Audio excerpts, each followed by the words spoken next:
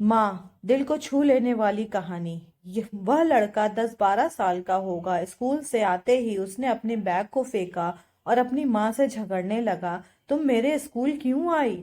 माँ ने कहा, बेटा, तुम्हारे लंच बॉक्स में चटनी रखना भूल गई थी और तुम टिफिन लेकर स्कूल चले गए थे। बेटा बोला, लेकिन तुम्हें इतना नहीं जानती, तुम कानी हो, तुम्हारे पास केवल एक ही आंख है। तुम्हारे जाने के बाद सब मुझे कहने लगे, तेरी माँ का तो काणी है।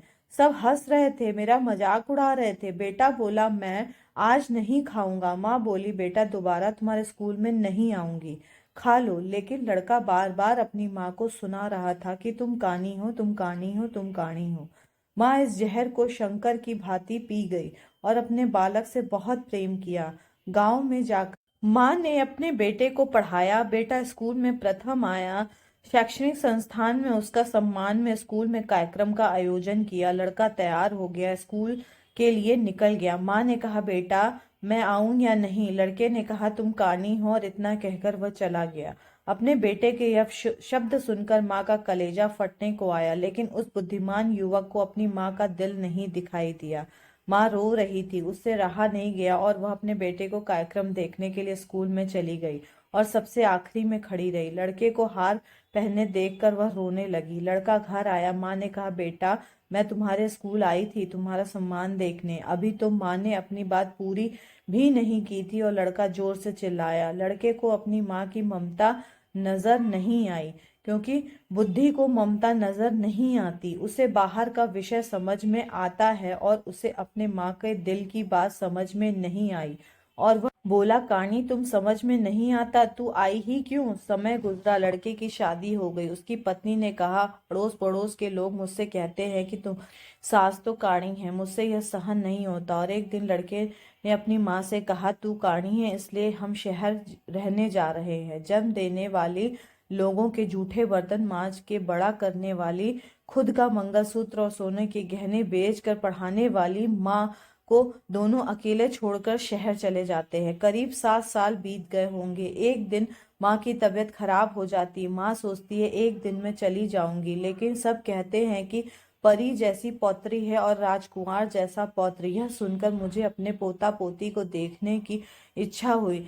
तभी बहू और बेटे का दिल चीर देने वाला शब्द आया, याद आया, तू कानी है। वह रुक गई। माँ ने 3-4 दिन तक रो रो के निकाले, पर उससे रहा नहीं गया और वह अपने बेटे के पास शहर जाने निकल पड़ी।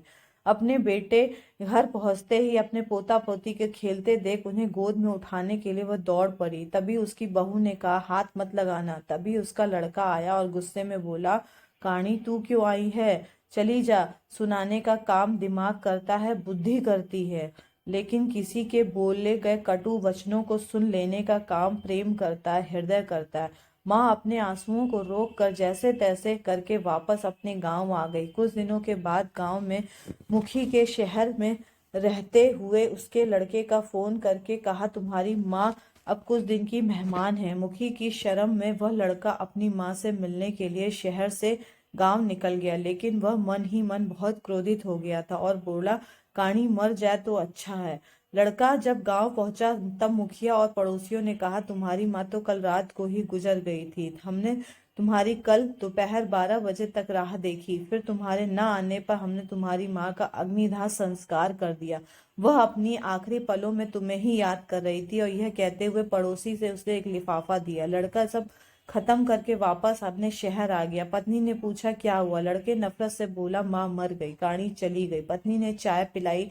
लड़के ने चाय पीते पीते वह लिफाफा खोला। उसमें जो कागज था उसने पढ़ा, बेटा अब मुझे लगता है कि मेरे जाने का समय आ गया है, इसलिए मैं तुझे यह बात कह रही हूँ। बेटा जब तू बहुत छोटा था तब एक एक्सीडेंट में तेरी एक आंख चली गई थी। मैं तुझे एक आंख का देख नहीं सकती थी। तेरे पिता ने तेरा इलाज करवाने के लिए अपनी सारी जमा पूंजी खर्च कर दी, पर तेरी एक आंख ना दिला सके और मैं तुम्हें एक आंख का नहीं दे सकती थी। आखिर मैंने अपनी एक आंख तुझे दे दी। तेरी दूसरी आंख देखकर मेरी एक आंख में खुशी के आंसू आते थे। बेटा सुखी रहना, तेरी माँ। चाय का कप भरा का भरा ही रह गया। लड़का जोर से बोला, ओ माँ कहकर फूट फूट कर रोने लगा। ओ माँ, तुम मेरे लिए काणी हो गई। माँ तुझे तूने मुझे अपनी आंख दी माँ, तूने मुझे बताया क्यों नहीं, तू आज एक बार भी क्यों नहीं बोली माँ, माँ मुझे माफ़ कर दो। यह लड़के की यह सब बात सुनने के लिए अब उसकी माँ नहीं रही थी। दोस्तों, आपको कहानी कैसी लगी? चैनल को सब्सक्राइब जरूर करिएगा, दूसरों को शेयर करिएगा, लाइक करिएगा।